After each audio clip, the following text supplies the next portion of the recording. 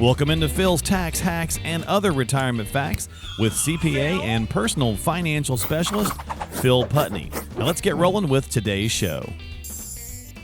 Hey everybody, welcome into Phil's Tax Hacks and Other Retirement Facts, and it's time to spot some red flags, or at least be on the lookout for some red flags if you are shopping for an advisor or maybe looking for a new advisor. With all the volatility and things that we're seeing here this year and this month for sure, this may be something where you finally decided to, stop doing everything yourself. It's been pretty easy to do the last couple of years.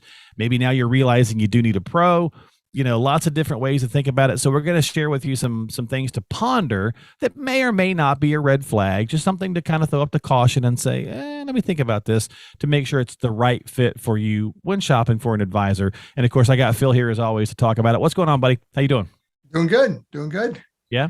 Trying to stay cool.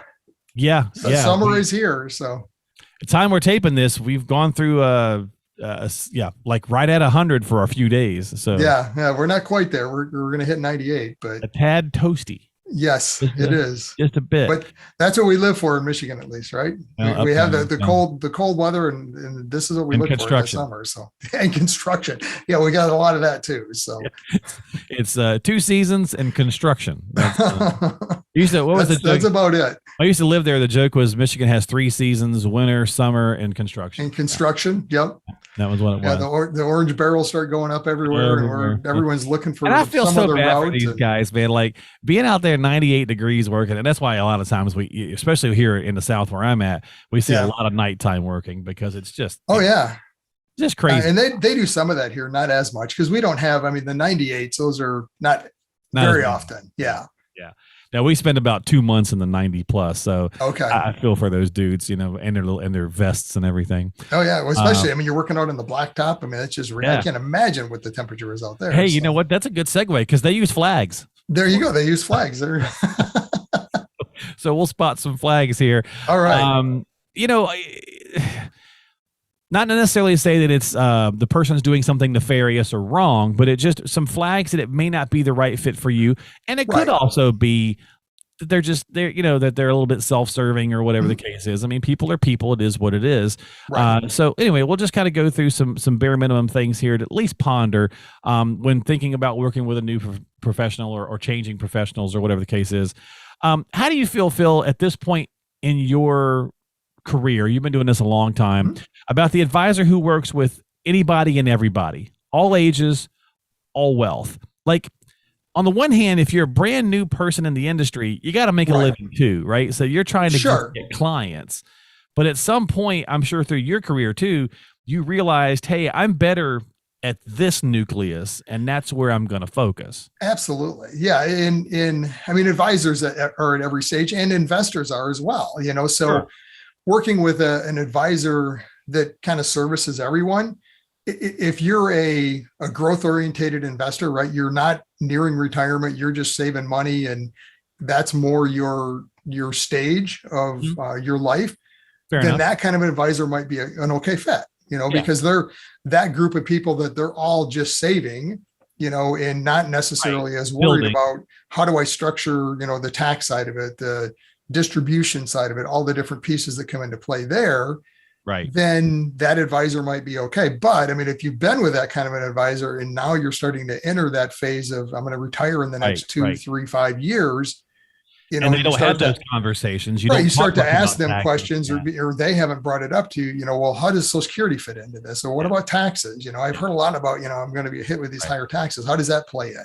Yeah. Then it could be a red flag. Those, it might be a red flag. To me, it's similar in concept to a doctor, right? I mean, if your younger years and all that, you just got a general practitioner. You go physical, and you hurt yourself and whatever. You go see that general practitioner. But as we age, things start to go awry, and you need specialists. Right? Specific things start to break.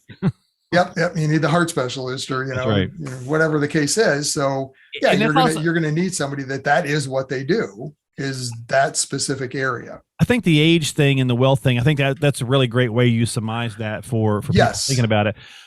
I know but there are some advisors who are specifically retirement based, but they do have a few younger clients, but it's typically because it's generational. It's because Correct. you're already helping the parents or the grandparents. And so therefore you some advisors will take those people on. They'll work with a 25-year-old, but only because they're working with the 25-year-old's grandfather. Correct. And I mean, and that's typically kind of our scenario. I mean, we work specifically with those that are in and nearing retirement. I mean, as I've developed in my career as an advisor, I mean, that's where I feel I can bring the most value, especially from a tax aspect. There's the needs that type of an investor has. I can provide a lot of value to them.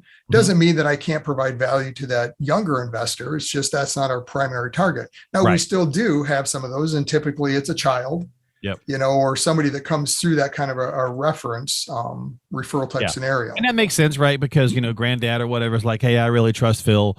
Or dad's like, hey, I really trust Phil, or whoever it might be. But so again, it may be a red flag just depending on the age that you're at, so just think that through a little bit. Right. Yeah. Just, I would encourage you to have your questions and things that you're concerned about and talk to the advisor about that. That's that beginning stage as you're interviewing that advisor. They're interviewing you. You should be interviewing them to see, is there a good fit? Here's my concerns. Can you help me with those? And they should maybe be bringing some other things up that maybe you haven't thought about. Very true. Very true.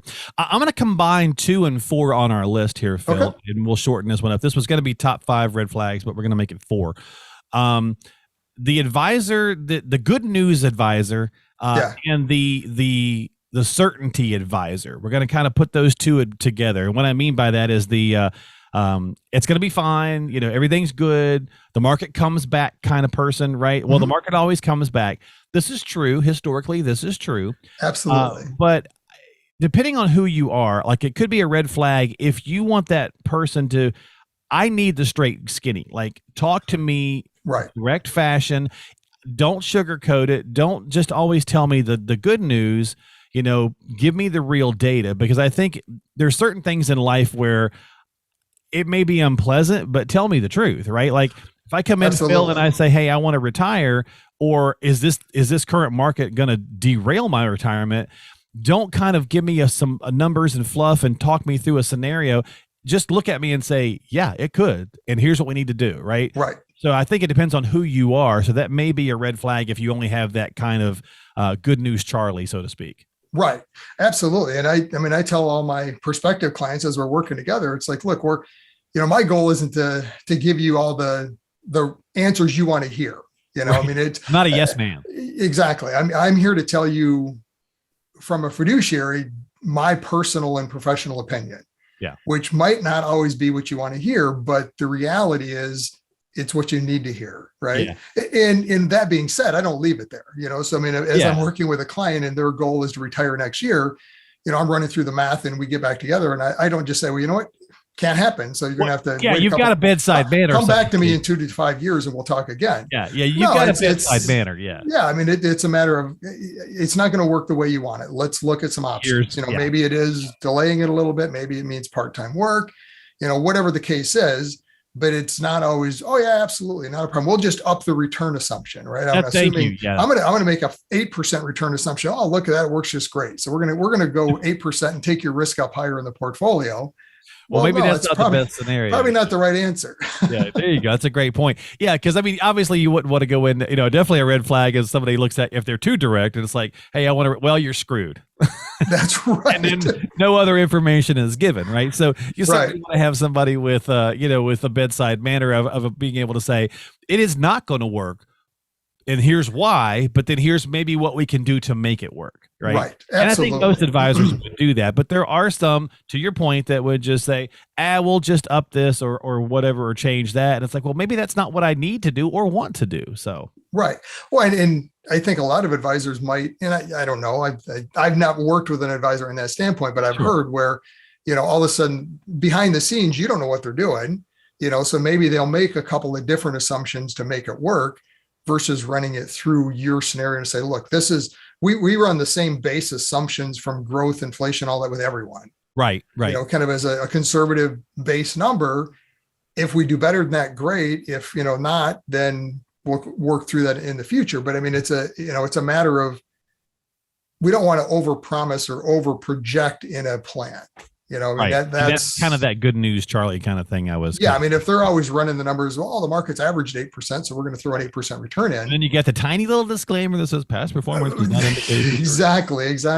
Yeah. And I mean, at the end of the day, any financial plan is a projection, right? It's of course you're never going to hit that number, but you should be close, and it should be an ongoing discussion of, well, this is what we were projecting. Where are we at? Are we on target? How close are we? Yeah. Do we need to make some adjustments? What's changed in your scenario? Is it markets? Is it you're spending more? What is it?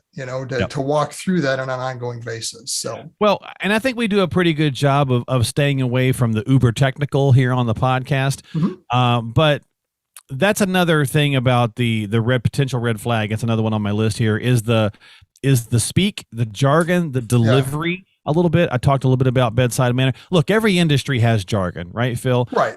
And many advisors, you do this all day long. So when you're starting you're revved up and you're flowing and you're tossing the information, you might throw out a lot of jargon that goes over people's heads. It's not intentional from some advisors, and some advisors it is. Like, it's to make yourself feel a little bit better. Like, hey, I'm a smart guy. Look how smart I am, or smart gal, right? Right. So just kind of, I think we have to give the jargon conversation a little bit of leeway in the fact that every industry has it, and we kind of get wrapped up in doing it. The caveat for me would be is if you can't hit the pause and say, can you simplify this for me so I can understand it and implement it. If they can't do that, that's a red flag. Absolutely. Yes. I mean, you should never walk away from your advisor and meeting with your advisor confused.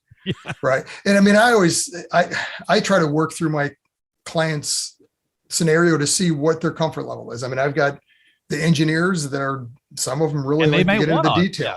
Yeah. So we'll go to that level. At the end of the day, there's a certain level of understanding you have to have.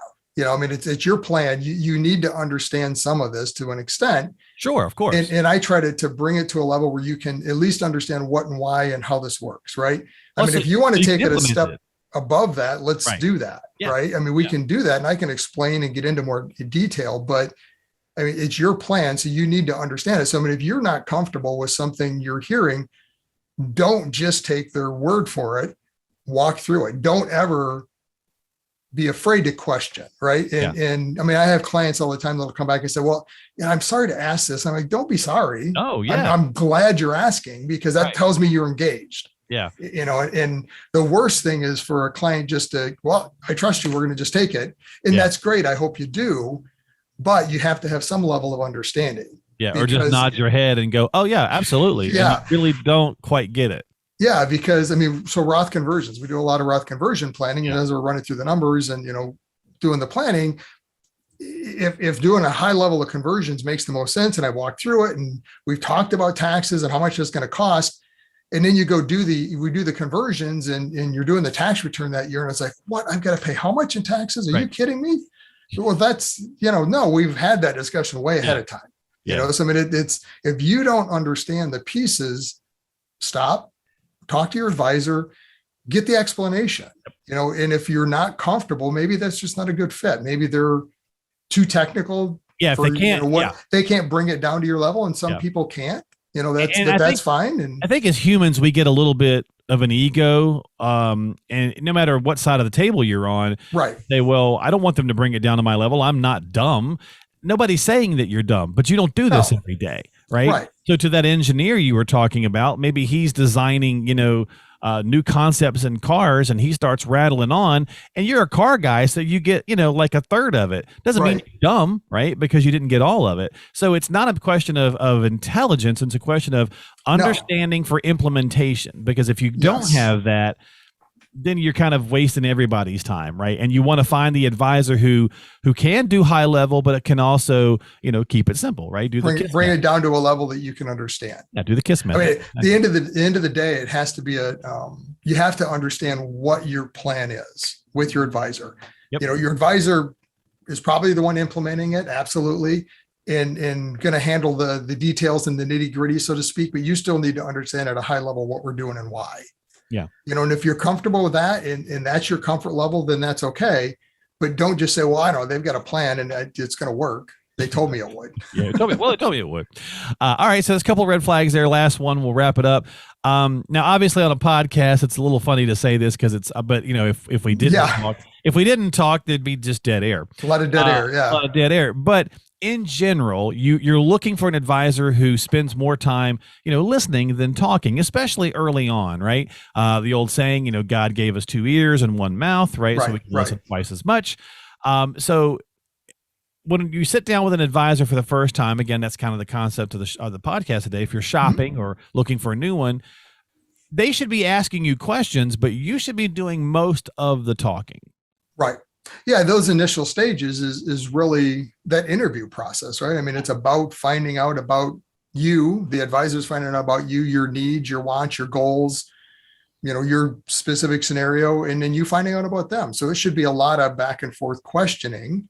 Especially early on, at some stage, there's going to be the advisor maybe giving a perspective or an opinion, Right, absolutely. Sure. But it shouldn't be, the first, right into the beginning of the meeting. Well, here's what you need to do. You need to buy this and do this and that. Yeah. I was going to ask you that. That's kind of a concern. I mean, if you hear that up front, that to me is a big red flag because they have no idea at that stage, really, at least in my opinion, I don't know. I don't want to judge advisors or anyone, but right. The way we approach it is, and we'll have this discussion a lot with, prospective clients up front. Well, tell me what you think about the investments. What do I need to do? I'm like, I don't know. We haven't got to that stage yet. Right. We've got to understand risk. That's one component, but we also need to understand, well, how do you need to position the money from an income standpoint? When are you going to use it?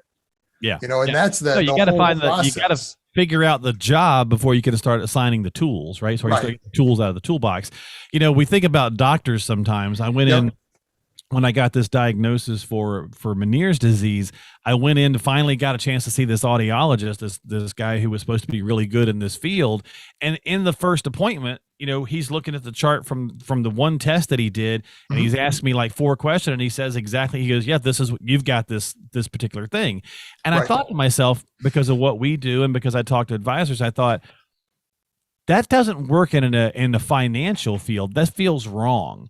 And I kind of felt like even in a doctor setting, it kind of feels wrong. It's like, well, maybe you should check a few more things, right? Run a couple more tests, or then again, maybe I should get a second opinion, right? So kind of tying that back into, if you're working with a professional already, a financial professional, and some of these things are starting to set up a red flag, maybe going and getting a second opinion is a good idea, just for nothing else, just to get a second opinion. And then if the things match up, okay, then you're not that far off.